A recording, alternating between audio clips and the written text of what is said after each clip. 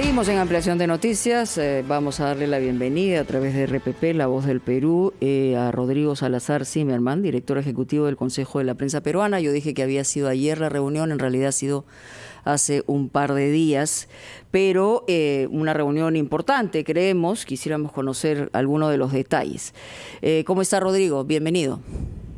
Muy buenos días, ¿cómo está Mónica, Carlos? A ver, primero, ¿sí? Algunos detalles que hasta ahora, digamos, no se han conocido. Lo que sabemos es en general que ustedes le han solicitado al presidente Castillo firmar públicamente compromisos por la libertad de expresión, porque se están viendo algunas evidencias, se está sintiendo no solamente que no hay acceso a la información directa de parte del presidente, y en algunos casos de los miembros de su propio gabinete, van a algunos programas, sí, pero digamos no hay información diaria sobre lo que se viene haciendo. Pero por otro lado, no solamente eso, por ejemplo, ayer que hubo una premiación en Palacio de Gobierno a los reporteros, no lo dejaron entrar con sus instrumentos de trabajo a Palacio, había una distancia, no hay respuestas, se le pide y solicita al jefe de Estado información, en realidad cuando sale de Palacio le ponen rejas, le ponen sogas, y es sumamente complicado, no solamente el trabajo de la prensa, sino el hecho de poder traducir cuál es el pensamiento del Ejecutivo, que la ciudadanía tiene derecho a saber, ¿no? Entonces, quisiéramos algunos detalles para poder entender. Sí, Mónica, por supuesto. Entendemos y sabemos que hay un divorcio entre el gobierno y los medios de comunicación. Sabemos también que deberíamos hacer un trabajo, por supuesto, fiscalizador de investigación, y por declaraciones que se han escuchado en los últimos días, ellos buscan otra cosa. Justamente en aras de poder tener una mayor cercanía y una mayor entendimiento de qué cosa es lo que piensa el gobierno, es que nos hemos reunido en el Consejo de la Prensa Peruana con el presidente Castillo el día miércoles por la noche, para llevarle dos declaraciones, que son las declaraciones de Chapultepec y de Salta, que son principios básicos de libertad de expresión, no solamente para periodistas, ojo, sino para la ciudadanía en general, porque tiene derecho a conocer lo que pasa en su gobierno. Claro. El presidente recibió ambas declaraciones, se comprometió a estudiarlas y analizarlas primero con su equipo, y nos cursaría una respuesta tentativa por escrito. No nos dijo cuándo, pero esperamos que sea próximamente. ¿Cuáles son los aspectos más saltantes de ambas declaraciones, Rodrigo? Por ejemplo, la de Chapultepec y la de Salta. ¿Qué es lo que establecen específicamente en el tema del trabajo de la prensa y la libertad de expresión? La de Chapultepec en realidad es una declaración que habla acerca de libertad de expresión y de prensa. La de Salta es una extensión de la primera, pero enfocada más en el periodismo digital. Ahora, la declaración de Chapultepec no es, digamos, inventar la pólvora, es básicamente se coge el derecho internacional que reconoce la libertad de expresión como un derecho universal, fundamental, inalienable, y a la prensa, por supuesto, como un elemento central para el balance de los poderes y para la democracia. Digamos, no se piden prerrogativas, no se piden privilegios en absoluto. Lo que se pide es, en primer lugar, respetar la dignidad del periodista, y en segundo lugar, respetar la libertad de expresión, que, ojo, no es una prerrogativa solamente de los periodistas, es de la ciudadanía en general, que merece conocer a través de los medios de comunicación lo que hace el gobierno. Y si lo hace mal, está bien que lo fiscalice, está bien que haya críticas, la única manera de poder generar un balance de poderes. Ahora, ¿el presidente tenía idea de estas declaraciones o simplemente ha sido una sorpresa para él, una declaración, digamos, universal en ese sentido? ¿Ha emitido, más allá del hecho voy a evaluar, voy a estudiar, voy a leer lo que señala, ha emitido alguna, digamos, declaración ante ustedes que no hayamos escuchado? Porque justamente al día siguiente que ustedes se han reunido con él, hemos escuchado a su vicepresidenta y hemos escuchado a su titular de justicia hablar de esto que le llaman ellos preguntas proactivas, que se está solamente preguntando sobre algo que ya es cansino, en fin, cosas de esa naturaleza. Pero digamos que en política, por lo menos, muchas veces no hay pues una coincidencia, ¿no? Sí, de acuerdo. Entendemos que hay un discurso que viene de parte del gobierno que es confrontacional con la libertad de expresión en general. No quiero hablar solamente de medios de comunicación, sino con la libertad de expresión en general. En general, ¿no? Ahora, en general, el presidente fue cordial con nosotros, fue amable. Él estaba, por supuesto, al tanto de ambas declaraciones. De hecho, este tipo de reuniones con presidentes o con ministros previamente se lleva a cabo una suerte de coordinación previa. Yeah. Hemos coordinado con su equipo también. Él no nos ha manifestado, digamos, precisamente cuándo las va a firmar o si es que las va a firmar. Lo que nos ha dicho es que las va a estudiar. A nosotros nos parece fundamental que la firme porque no estamos pidiendo de nuevo privilegios, estamos pidiendo solamente que se respete un derecho universal, que existe desde el Perú hasta cualquier otro país del mundo que sea una democracia. Ahora, se ha firmado... presidentes en el mundo han firmado esta declaración, no entenderíamos por qué no lo haga el presidente Castillo. Correcto, pero se ha firmado anteriormente, porque esto no ha sido materia de discusión en otras circunstancias. Hemos, digamos, discutido de otras cosas con otros gobernantes, pero de esto... por lo menos en los últimos tiempos no se había discutido, porque o ya estaba sobreentendido, o firmaron estas declaraciones, o se adhirieron, digamos, automáticamente a la misma, ¿no? Sí, claro. De hecho, en el año 2017 el presidente Pedro Pablo Kuczynski la firmó. En los últimos años el presidente de Panamá también la ha firmado. Entonces, no es que se esté pidiendo algo fuera de lo normal.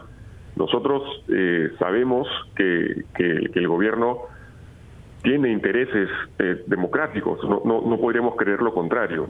Y firmar justamente una declaración como esta es, digamos, comprometerse a eso. Ahora, es importante también destacar que un compromiso con libertades como estas, lo que genera es, creería yo, una suerte de distensión de la ciudadanía. Es decir, esta preocupación que existe, esta suerte de miedo de repente que puede haber. Si es que el presidente se compromete a libertades como estas, yo creo que tendería a bajar un poco, ¿no? Ahora, esa incertidumbre que tenemos. Rodrigo, no sé si sea muy drástico con esta pregunta, pero a raíz justamente de algunas actitudes que le relató Mónica sobre declaraciones de la vicepresidenta, del ministro de Justicia, el entorpecimiento a la labor de los periodistas, el hecho de reclamar por determinadas preguntas, etcétera. ¿Usted cree que estos son factores que pondrían en riesgo la libertad de expresión y sobre todo de prensa en el país? No hay pregunta drástica, Carlos, y la libertad de expresión está en riesgo. De eso no cabe ninguna duda. Está en riesgo. Entonces, declaraciones como esas afectan, por supuesto, el ecosistema democrático. Son muchos los que dicen, bueno, pero los medios hacen esto, hacen lo otro. Nosotros no estamos hablando de medios de comunicación, estamos hablando de libertades, y estamos hablando de derechos, estamos hablando de digamos, derechos que están cogidos en el derecho internacional, no son alienables, no. Acá no hay digamos, medias tintas, ¿no? Estamos hablando de una libertad que es fundamental. O sea, después de la vida, la siguiente libertad es la libertad de expresión. Y sí está en riesgo, por supuesto que está en riesgo. Y esas evidencias de que está en riesgo, son a partir de lo que señalan o dejan de señalar los representantes del ahora Ejecutivo e incluso del propio Legislativo, porque en realidad desde una campaña electoral tan polarizada como la que hemos tenido, hay percepciones y se confunde mucho una actitud o una línea editorial de un medio de comunicación con lo que es inherente al ser humano, que es la libertad de expresión y la libertad de estar informado de manera plural, sea como sea. Uno puede estar de acuerdo por aquí o de acuerdo por allá o no de acuerdo por allá, pero evidentemente la línea al medio es justamente ese derecho de libertades. O sea, ¿cuáles son esas evidencias para ustedes que nos ponen la luz de alarma respecto a que está en peligro la libertad de expresión? Bueno, la primera de ellas es que los periodistas no pueden entrar a actos públicos. ¿Por qué? De hecho, por ley digamos, existe esa disposición. Que los periodistas luego no puedan entrevistar a ministros, que no haya conferencias de prensa después de los consejos de ministros es algo gravísimo. Es decir, el poder le debe dar declaraciones a los medios de comunicación. Es su obligación. Hay que mantener la transparencia dentro de todos los gobiernos. Ahora, esta erosión que estamos viendo de la libertad de expresión no es exclusiva del gobierno del presidente Castillo. Ha venido dándose desde antes. Podemos mencionar, por ejemplo, el gobierno cortito de Manuel Merino. Podemos ver también que desde el Congreso, desde hace muchos años, se viene intentando también limitar la libertad de expresión con penas abusivas de cárcel para periodistas, con intentos de crear ciertos organismos de regulación periodística, que yo la verdad no los entiendo, no sé a qué se refieren, para regular la objetividad del periodismo. Intentos también, por supuesto... ¿Con la publicidad? De la publicidad del Estado también. Nosotros, y ahí es un punto importante, Carlos, nosotros no hemos ido en ningún momento a hablar con el presidente por un tema de publicidad del Estado. Eso que quede bastante claro porque ha habido un poco de desinformación al respecto. Sí. La palabra publicidad estatal no se ha mencionado en la reunión con el presidente. Nosotros estamos hablando de libertad de expresión, nada relacionado a dinero. Pero claro, hay confusión porque lo que hacen los propios representantes, y eso lo vamos a dejar para escuchar a nuestros anunciantes después una reflexión, porque es bien interesante. Aquí incluso en los dos extremos de las ideologías, en su momento... se ha hablado mucho de este tema de la publicidad, de los medios mermeleros, etcétera, etcétera.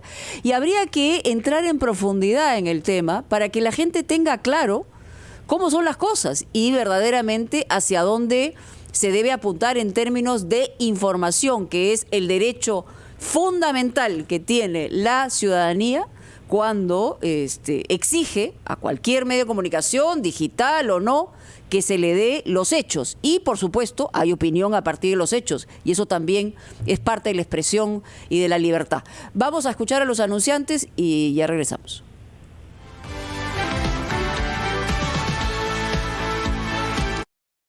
Conversando con Rodrigo Salazar Zimmerman, director ejecutivo del Consejo de la Prensa Peruana. Hace 2 días estuvieron con el presidente. Yo había dejado una reflexión porque, como digo, ha sido parte de toda esta discusión previa hace ya algunos meses, pero específicamente ahora también es recogida por representantes del Ejecutivo. Todo este tema que se tiende a que se confunda lo que puede ser el acceso o la decisión que pueda tener un Estado de colocar publicidad estatal dependiendo de los estándares y las regulaciones que hay en ese momento, y por el otro lado lo quieren confundir como las libertades o el hecho de que uno está supeditado a eso para poder digamos, opinar en un sentido o en otro. Entonces, ¿cómo resolvemos esta preocupación que hay en general? Porque se ha instalado una especie de percepción respecto a que hay un condicionamiento entre la publicidad y la opinión, ¿no? Mónica, solamente un detalle antes de la respuesta de Rodrigo, ya que va a tono con tu pregunta. Por ejemplo, en el caso de RPP, ¿no? En los últimos 3 años, de todos los ingresos publicitarios, la publicidad de todas las entidades del Estado, todas apenas representa el 6% de los ingresos, ¿no? Ese es un dato que... Bueno, y es importante, pero digamos que habría que explicarle un poco a la gente, ¿no? Claro. Sí, Carlos, lo que tú has comentado es importante. Mucha gente puede llegar a pensar, incluso personas dentro del poder político, que los medios de comunicación viven de la publicidad del Estado. Exacto. Nada más falso que eso. No se condiciona tampoco la publicidad del Estado a la línea editorial. Y el mejor ejemplo es el gobierno de Ollanta Humala. El presidente Humala, durante su gobierno, ese fue el gobierno que más invirtió en publicidad del Estado, pero eso no significó que los medios de comunicación fueron benevolentes con él, todo lo contrario. El presidente Humala recibió, fue digamos, fue un presidente que fue muy criticado por los medios de comunicación, a pesar de la publicidad del Estado que había en ellos. Entonces, no se condice ese argumento de supuestamente mermelada por líneas editoriales. Eso no existe, por lo menos en los medios que son, digamos, más responsables y que pues valoran el trabajo crítico de sus periodistas. Pero esa herramienta, digamos, esa circunstancia, incluso la ha utilizado el propio presidente Castillo el 28 de julio, cuando habla de que se va a descentralizar la publicidad en los medios regionales, cosa que está muy bien. O sea, en realidad debería ocurrir obviamente hay estándares que tienen que ver con cobertura, o sea, las grandes campañas nacionales necesitan una vía de comunicación, pero más allá de eso, lo que no se está pidiendo es un privilegio, ni mucho menos, ni está vinculado una cosa con la otra, sino lo que se está exigiendo es que haya información oportuna, razonable, de parte de de las entidades y estamentos de los poderes públicos, porque de lo contrario, ¿cómo recogemos la información? Sí, por supuesto. De hecho, nosotros como Consejo de la Prensa Peruana estamos a favor de la regulación de la publicidad del Estado. Lo hemos dicho durante años. Y está bien que los medios regionales también reciban publicidad del Estado. Lo que no está bien es que lo hagan a dedo, ¿no? O que lo hagan sin conceptos técnicos. Es decir, si tú quieres llegar, por ejemplo, a un medio, a una población de la provincia de Guarmey y en Ancash, excelente, pero tienes que tener medios que prueben que tienen alcance poblacional. Porque si no, estás poniendo a ciegas el dinero del Estado, que además es un recurso público y que debe ser transparentado también. Ahí, digamos, sí se pueden crear redes clientelares, la verdadera mermelada puede estar ahí, no en medios de comunicación que uno sabe que llegan a un determinado lugar, a una determinada cantidad de personas. Y además tiene que haber una regulación técnica. Y además, Rodrigo, han habido inclusive intentos ya desde el punto de vista más radical de suprimir todo tipo de publicidad estatal, cuando se sabe que es un, medio fundamental, por ejemplo, para difundir programas fundamentales del gobierno. En esta situación de pandemia, por ejemplo, la publicidad estatal ha jugado un papel muy importante para la promoción de medidas de bioseguridad, etcétera. Hablo de un caso nada más. Sí, y otra cosa, Carlos, Rodrigo, que también se confunde mucho y a veces parece que hay obviamente un interés de confundirlo, es que si hay excesos en algún periodista que no ha recogido la información adecuada, más allá de la opinión que pueda tener, la opinión debe ser libre, pero la recolección de hechos que están vinculados a un evento no las puedes cambiar,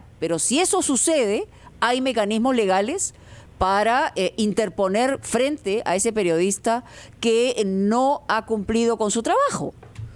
Así es. De hecho, nosotros tenemos un tribunal de ética que cursa quejas y pedidos de rectificación de la ciudadanía. Invitamos a cualquier persona que nos esté escuchando a que entre a la página web tribunaldeetica.org y revise cuáles son los mecanismos para poder establecer quejas, siempre por supuesto con evidencia. Nosotros creemos en la autorregulación periodística y creemos también que la libertad de expresión tiene límites, o sea, no se puede abusar.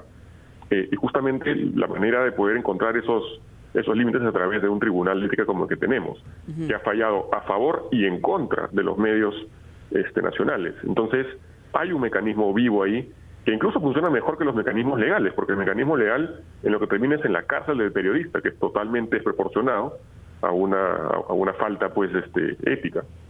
Y ustedes han sancionado pecuniariamente y han levantado la voz y han tenido que retractarse en esos medios de comunicación donde se han cometido esos excesos.